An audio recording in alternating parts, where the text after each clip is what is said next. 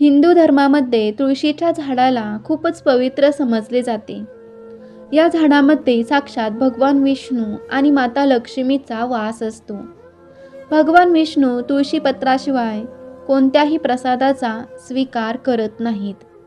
तुळशीला विष्णुप्रिया सुद्धा म्हटले जाते आणि म्हणूनच जो कोणीही तुळशी मातेची पूजा करतो तो कधीच दरिद्री राहत नाही, तो कधीच गरीब राहत नाही. असा मनुष्य एखादं घोर पाप करूनही नरकामध्ये जात नाही. तुळशी मातेला फक्त जल अर्पण केल्यामुळे कोणते फळ मिळते हे आज आपण या कथेमार्फत जाणून घेऊया. एकदा देवी सत्यभामा भगवान श्रीकृष्णांना विचारते, हे स्वामी, तुम्ही तर तिन्ही लोकांचे स्वामी आहात, मग तरीसुद्धा तुम्ही या तुळशीच्या झाडाची पूजा का करता? तुळशीच्या झाडाला नित्य नेमाने तुम्ही जल अर्पण का करता? या झाडाला जल अर्पण करण्याचं महत्त्व मला जाणून घ्यायचं आहे. तेव्हा भगवान श्रीकृष्ण म्हणतात, हे देवी सत्यभामा, तुळस ही साक्षात लक्ष्मी मातेचे रूप आहे. तुळशी मातेची नित्य पूजा करण्याचे अनेक फायदे आहेत. तुळशी मातेला जल अर्पण केल्याने मनुष्याचे अनेक पाप नष्ट होतात. तुळशी मातेला जल अर्पण करण्याचे महत्त्व सांगण्यापूर्वी मी तुम्हाला एक अत्यंत प्राचीन कथा सांगू इच्छित आहे. या कथेमार्फत तुम्हाला तुमच्या सर्व प्रश्नांची उत्तरे मिळतील आणि म्हणूनच तुम्ही या कथेला लक्ष देऊन ऐका. देवी सत्यभामा म्हणते, हे प्रभू, मी या कथेला नक्कीच ऐकेल.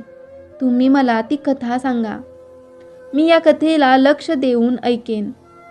तेव्हा भगवान श्रीकृष्ण देवी सत्यभामाला तुळशी मातेला जल अर्पण करण्याचे महत्त्व काय आहे याबद्दल कथा सांगू लागतात. पुरातन काळातील गोष्ट आहे. एका नगरामध्ये एक ब्राह्मण राहत होता. तो ब्राह्मण तर होता, परंतु तो खूपच नीच स्वभावाने, क्रूर, मांस खाणारा, तसेच वेगवेगळे वाईट शौक पाळणारा होता.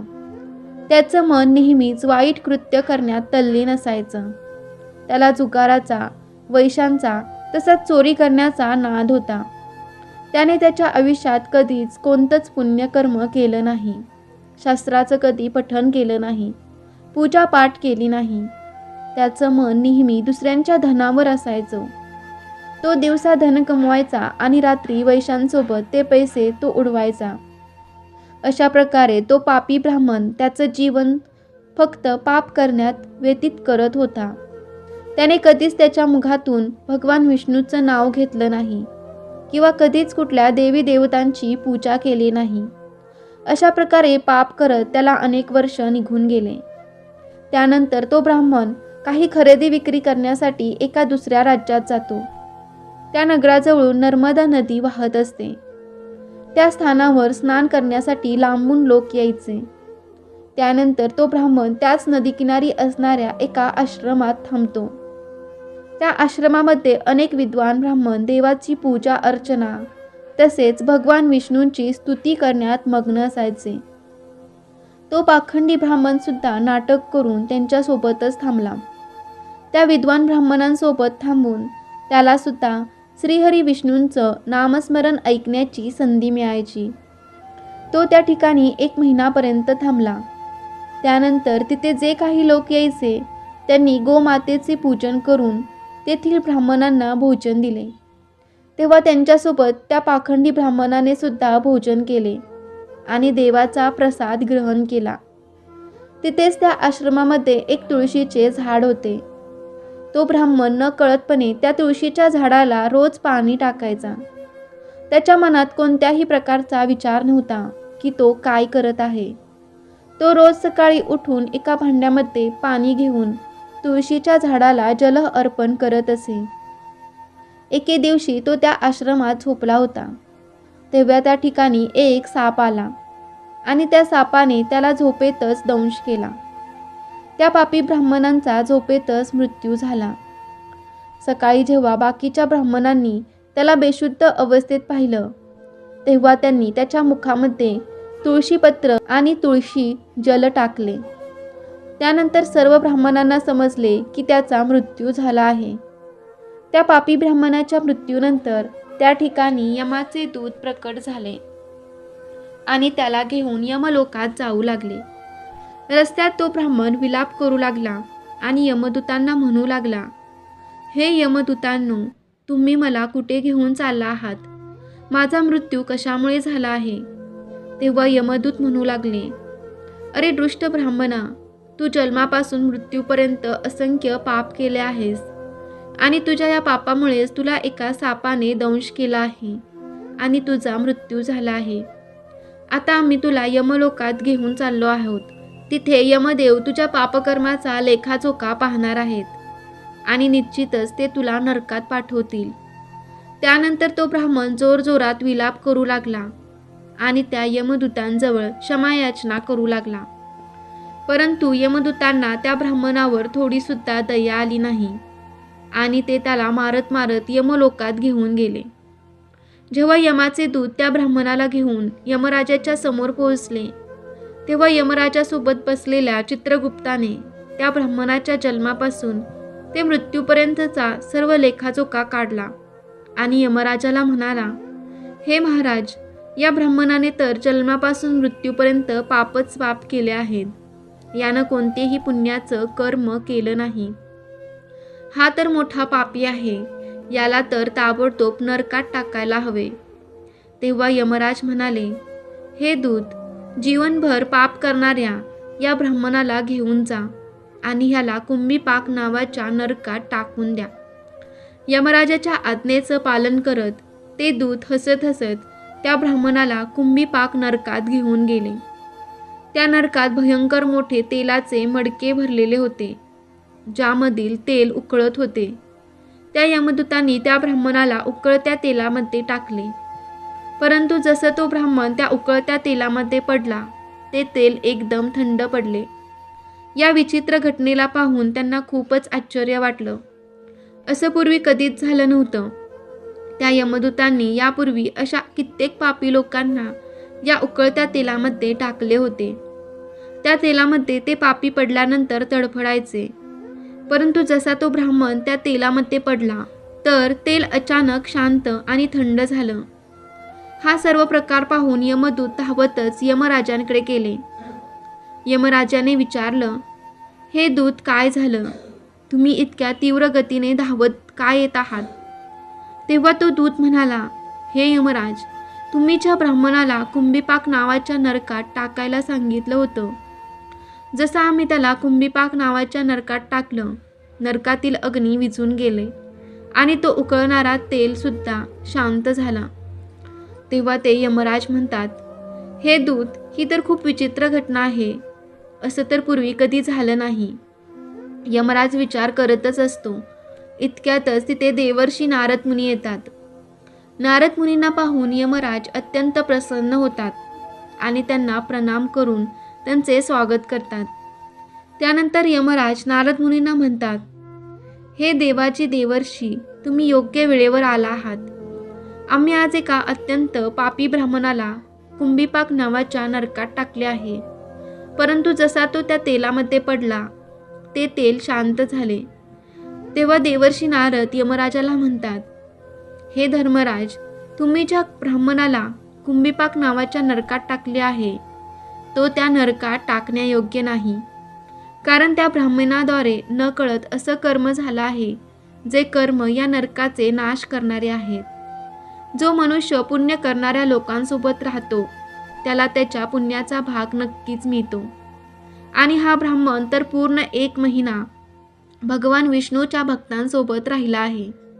या ब्राह्मणाने आश्रमात राहून नित्यनेमाने तुळशी मातेला जल अर्पण केलं आहे आणि म्हणूनच हा खूप मोठा पुण्यवान बनला आहे.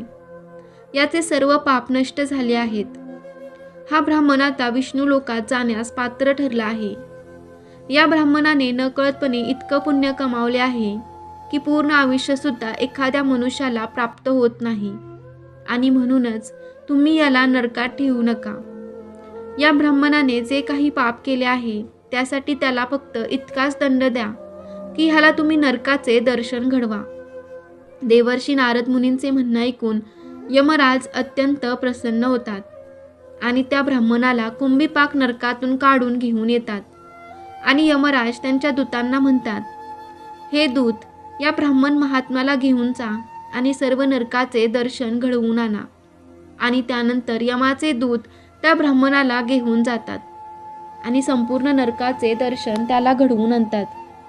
भगवान श्रीकृष्ण म्हणतात, हे देवी सत्यभामा, अशा प्रकारे यमाचे दूत त्या ब्राह्मणाला संपूर्ण नरकाचे दर्शन घडवतात व त्यानंतर त्या ब्राह्मणाला यक्ष लोकांमध्ये घेऊन जातात व त्यानंतर तो ब्राह्मण एक यक्ष बनतो. श्रीकृष्ण म्हणतात, हे देवी, वनस्पतीमध्ये मला तुळस प्रिय आहे, महिन्यांमध्ये मला कार्तिक मास प्रिय आहे, तिथीमध्ये मला एकादशी प्रिय आहे आणि क्षेत्रामध्ये मला द्वारका प्रिय. म्हणूनच जो मनुष्य नित्यनेमाने तुळशी मातेची पूजा करतो, तुळशी मातेला जल अर्पण करतो, तो मला सर्वात जास्त प्रिय आहे. त्या मनुष्याची कधीच दुर्गती होत नाही, तो कधीच नरकात जात नाही. ज्या घरामध्ये तुळशीचं झाड नेहमीच हिरवं असतं, अशा घरामध्ये नेहमीच सुख, शांती आणि समृद्धी टिकून राहते. भगवान विष्णूच्या पूजेमध्ये त्यांना चढवल्या जाणाऱ्या प्रसादामध्ये तुळशीपत्र अवश्य असायला हवं, कारण तुळशीपत्राशिवाय भगवान विष्णू कोणत्याही प्रकारचा प्रसाद स्वीकार करत नाही. आणि म्हणूनच प्रत्येक घरामध्ये तुळशीचे झाड असायला हवं. जर तुमच्या घरामध्ये तुळस असेल तर सुख, शांती आणि समृद्धीसाठी तुळशी मातेला चुनरी अवश्य अर्पण करायला हवी. नेहमी लक्षात ठेवा की तुळशीचे झाड हे चुनरीशिवाय अपूर्ण असतं. तुळस हे फक्त एक झाड नाही, तर ती साक्षात देवी माता लक्ष्मी आहे.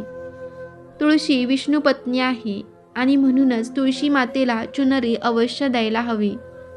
यामुळे पती पत्नीमध्ये प्रेम आणि विश्वास वाढतो. घरात राहणाऱ्या स्त्रिया नेहमी सौभाग्यवती राहतात. तुळशीचा विवाह सुद्धा अवश्य करायला हवा. त्यामध्ये मनुष्याच्या सर्व दुःखांचा अंत होतो आणि सांसारिक जीवन अधिक सुखमय होते. तुळशीच्या झाडाजवळ कधीही अपशब्द बोलू नयेत. तुळशीच्या झाडाजवळ चुकूनही चपला किंवा झाडू ठेवू नये. ह्या गोष्टीला पाप समजले गेले आहे. जिथे तुळशीचे झाड आहे त्याच्या आसपास भुंकणे सुद्धा घोर पाप समजले गेले आहे. तुळशीच्या जवळ जलाने भरलेले पात्र सुद्धा ठेवू नये. तुळशीच्या जवळ जेव्हा आपण एखादा दिवा लावतो तेव्हा तो दिवा विझल्यानंतर तिथून ताबडतोब काढून घ्यावा, कारण तुळशीच्या जवळ विझलेला दिवा ठेवणे अशुभ समजले गेले आहे. ज्या ठिकाणी तुळशीचे झाड आहे ते ठिकाण नेहमी स्वच्छ ठेवायला हवं आणि म्हणूनच नित्यनेमाने तुळशीच्या झाडाच्या सभोवताली स्वच्छता ठेवायला हवी. तुळशीच्या झाडाच्या शेजारी शिवलिंग आणि गणपतीची प्रतिमा ठेवू नये. त्याचबरोबर तुळशीच्या कुंडीमध्ये दुसऱ्या कोणत्याही प्रकारचं झाड लावणं अशुभ समजले गेले आहे. तुळशीच्या झाडाच्या जवळ कपडे सुद्धा वाळवू नये. त्याचबरोबर तुळशीचे पान कधीही नखाने तोडू नये. यामुळे तुळशी मातेचा अपमान होतो. जर तुळशीची पानं सुकत असतील आणि ती खाली पडत असतील तर त्यांना कचरामध्ये टाकू नये. त्या पानांना तुम्ही तुळशीच्या मातीमध्येच दाबून ठेवा. रविवारच्या दिवशी तुळशीची पानं तोडू नये आणि रविवारी तुळशी मातेला जलसुद्धा अर्पण करू नये. बाकी अन्य दिवशी तुळशी मातेला न चुकता जल अर्पण करावे आणि संध्याकाळच्या वेळेला एक दिवा तुळशीजवळ अवश्य लावावा. नेहमी असं पाहण्यात आले आहे की स्त्रिया आंघोळ केल्यानंतर त्यांची केस मोकळे ठेवूनच तुळशी मातेला जल अर्पण करतात. असं करणं चूक आहे. स्त्रियांनी नेहमी त्यांची केस बांधून कपाळावर सिंदूर लावल्यानंतरच तुळशी मातेला जल अर्पण करावे. असे केल्यामुळे तुळशी मातेचा आशीर्वाद प्राप्त होतो. घरात तुळशी मातेचं झाड लावताना ह्या गोष्टींची काळजी घ्या की त्यासाठी वापरली जाणारी माती ही दूषित नसावी. तुळशीच्या झाडासाठी स्मशानाच्या शेजारची किंवा घाणेरड्या ठिकाणची माती वापरू नये. यामुळे तुळशी माता नाराज होते आणि ती सुकू लागते. तुळशीचे झाड कधीही घाणेरड्या ठिकाणी लावू नये, जसं की बाथरूमच्या शेजारी तुळशीचे झाड लावू नये किंवा तिथे झाड ठेवू नये. घरातील तुळशीचे झाड कधीही सुकू नये. घरातील तुळशीचे झाड सुकत असेल तर घरातील सुखसमृद्धी नष्ट होते. सुकलेल्या तुळशीमध्ये माता लक्ष्मीचा वास नसतो. शास्त्रानुसार मासिक धर्माच्या वेळी महिलांनी तुळशीच्या झाडाला पाणी अर्पण करू नये. आणि तुळशी मातेला स्पर्श करणं सुद्धा वर्जित समजले आहे. तुळशी मातेला अंघोळ न करता जल अर्पण करू नये. त्याचबरोबर पायामध्ये चप्पल घालून तुळशीला जल अर्पण करू नये. जल अर्पण करताना ह्या गोष्टींची काळजी घ्या की ते जल तुमच्या पायांवर पडू नये. असं झाल्यामुळे तुळशी मातेचा अपमान होत असतो. भगवान श्रीकृष्ण म्हणतात, नित्य तुळशी मातेच्या दर्शनाने मनुष्याला स्वर्गाची प्राप्ती होत असते आणि तुळशी पत्राच्या सेवनाने त्यांचे सर्व पाप नष्ट होतात. तुळशीचे झाड नेहमीच घराच्या समोर लावायला हवे. तुळशीच्या झाडाला पूर्व किंवा उत्तर दिशेला लावणं सर्वाधिक शुभ समजले गेले आहे. शास्त्रानुसार ज्या झाडापासून हिरव्या कळ्यांची उत्पत्ती होत नाही, ज्या झाडाला काटे असतात, अशी झाडं तुळशीजवळ ठेवणे अशुभ समजले गेले आहे. शास्त्रामध्ये केळ्याच्या झाडाचं विशेष महत्त्व सांगण्यात आले आहे. जर तुम्ही तुळशीच्या झाडाजवळ केळ्यांचे झाड लावत असाल तर त्यामुळे तुम्हाला कित्येक पटीने अधिक लाभ मिळत असतात. केळ्याच्या झाडामध्ये भगवान विष्णूचा वास असतो. अशामुळे या झाडाला तुळशी मातेच्या शेजारी लावल्यामुळे घरात सुख समृद्धी येत असते. तुळशी झाडामध्ये शाळीग्राम अवश्य ठेवायला हवे.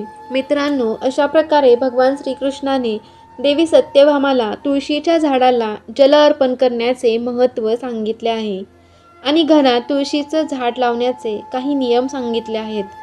तुम्हाला जर या व्हिडिओमध्ये सांगितलेली माहिती आवडली असेल तर व्हिडिओला लाईक करायला विसरू नका आणि कमेंटमध्ये श्री स्वामी समर्थ लिहायला विसरू नका.